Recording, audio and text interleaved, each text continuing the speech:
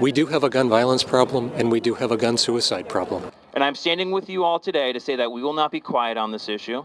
House and Senate Democrats are hoping to target gun violence this session, with bills that would create waiting periods for firearm purchases and extreme risk protection orders or red flag laws. People who are in crisis and making sure that we retain their rights with an extreme risk protection order to make sure that people who are a danger to themselves and others around them don't have access to firearms. Some argue red flag laws create a due process issue, citing other attempts that have failed. So the immediate crisis was not being dealt with. The biggest focus was disarming a person when you really had someone that was in a crisis. We've seen red flag laws in other states not work. So, yeah, that's a non-starter at this point.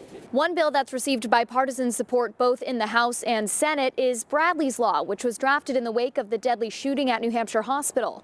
That bill would authorize the state to report someone's serious mental health information to the federal background check system and would also establish a rights restoration process so people could get their guns back. One of the things that we are trying to do is to make sure that this legislation is on the table, that we have the opportunity to pass it. What I've read about that bill makes sense. There should be reporting of mental health issues. I don't think there's too much disagreement about that.